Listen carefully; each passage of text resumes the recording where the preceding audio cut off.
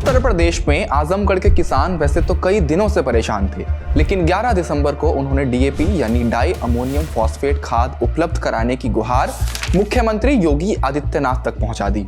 उन्होंने CM portal के जरिए ये मांग मुख्यमंत्री के सामने उठाई है। हालांकि आजमगढ़ अकेला जिला नहीं है जहां डीएपी किल्लत से किसान परेशान हैं, बल्कि प्रदेश के कई जिलों में ये मुसीबत मुंह खोले खड़ी है। डीएपी की कमी क्यों हो गई है और सरकार इसके लिए क्या कुछ समाधान कर रही है, इंडिया टुडे मैगजीन में छपी हिमांशु शेखर की इस रिपोर्ट के जरिए करेंगे इन्हीं सवालों पर चर्चा।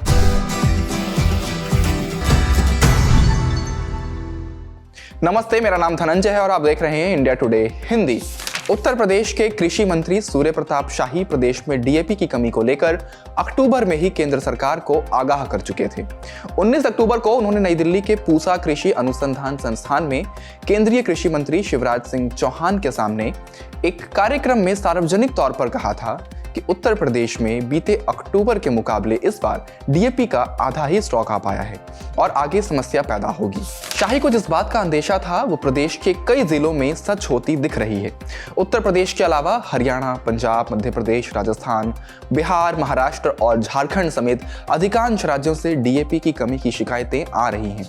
कहीं पुलिस की सुरक्षा में राशनिंग करते हुए डीएपी किसानों को उपलब्ध कराया जा रहा है, तो कहीं किसानों को खाद की दुकानों से खाली हाथ लौटना पड़ रहा है और मजबूरी में ब्लैक में ज्यादा पैसे देकर डीएपी खरीदनी पड़ रही है।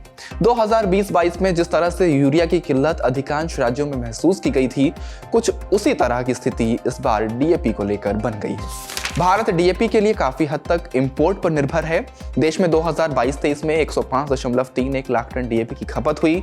इसमें से करीब 65 लाख टन को इंपोर्ट किया गया और 2021-22 में यह आंकड़ा 54 लाख टन था। भारत अपनी जरूरत का करीब 60% डीएपी इंपोर्ट करता है। ऐसे में अंतर्राष्ट्रीय उठापटक का असर भारत में इसकी आपूर्ति पर भी पड़ता है। चीन दुनिया में डीएपी का सबसे बड़ा उत्पादक है, लेकिन पिछले कुछ साल से वो वैश्विक बाजार में डीएपी बेचने की जगह अपने यहाँ इसकी खपत बढ़ाने पर जोर दे रहा है। इसके अलावा रूस यूक्रेन युद्ध की वजह से भी भारत में डीएपी इंपोर्ट पर बुरा असर पड़ा। वहीं इजराइल फिलिस्तीन संघर्ष के चलते लाल सागर के जरिए आने वाला खाद अब इसके मुकाबले कहीं ज्यादा लंबे रूट से कैंप ऑफ गुड होप होते हुए आ रहा है। इससे डीएपी आने में देर तो हो ही रही है, इसकी लागत भी बढ़ गई है। भारत में डीएपी की 45 किलो की बोरी की कीमत पिछले कुछ साल से 1350 रुपए है। बीते कुछ महीनों में अंतर्राष्ट्रीय बाजार में इसकी कीमतों में बढ़ोतरी के बावजूद भारत में कीमतें नहीं बढ़ाई गई, यानी सरकार ने सब्सिडी बढ़ाई है।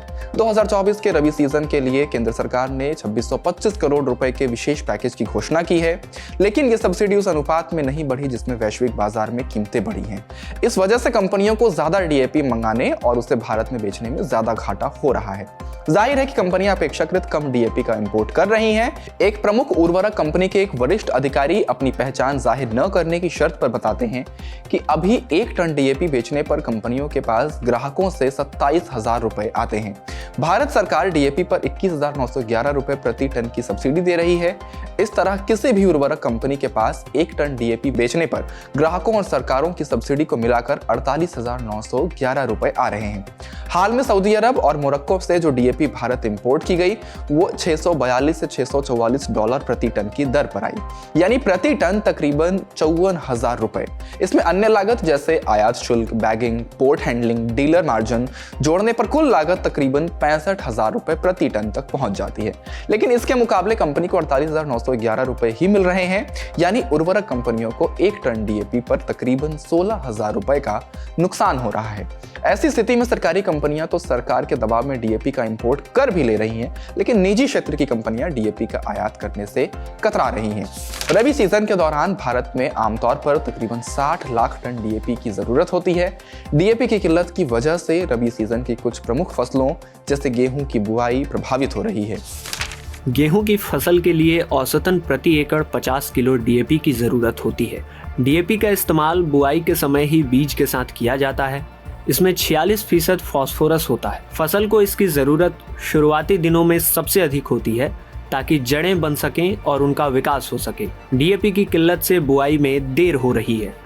भारत की एक प्रमुख उर्वरक कंपनी के एक वरिष्ठ अधिकारी भी पूर्व तैयारियों में कमी को इस संकट से जोड़ते हैं। वे अंतर्राष्ट्रीय स्थितियों के अलावा इन हालात के 4 और वजहें गिनाते हुए कहते हैं, डीएपी उत्पादक देशों के साथ आपूर्ति को लेकर जो दीर्घकालिक समझौते हुए थे, उनका क्रियान्वयन उतनी दक्षता से नहीं किया गया। दूसरी दिक्कत ये हुई कि इस बार मानसून सामान्य से बेहतर है और ऐसे में रबी फसल का रकबा बढ़ता है तो संकट और गहरा गया। लाल सागर संकट की वजह से जो लंबा रूट हुआ, उसका असर कम करने के लिए भी पहले से तैयारी नहीं की गई। तीसरी दिक्कत यह हुई कि जो डीएपी भारत में आया, उसका वितरण कैसे होगा, इस बारे में भी रणनीति की कमी रही।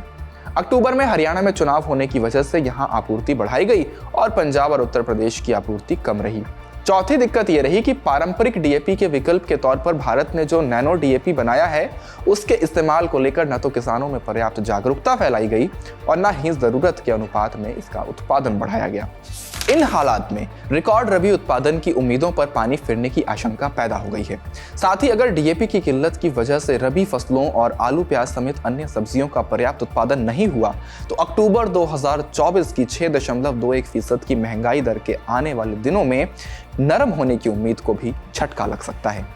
इस वीडियो में फिलहाल इतना ही। इस मुद्दे पर आप अपनी राय हमें कमेंट बॉक्स में जरूर बताएं। ऐसे ही रिपोर्ट्स के लिए देखते रहिए इंडिया टुडे हिंदी और चैनल को सब्सक्राइब करना बिल्कुल ना भूलें। शुक्रिया।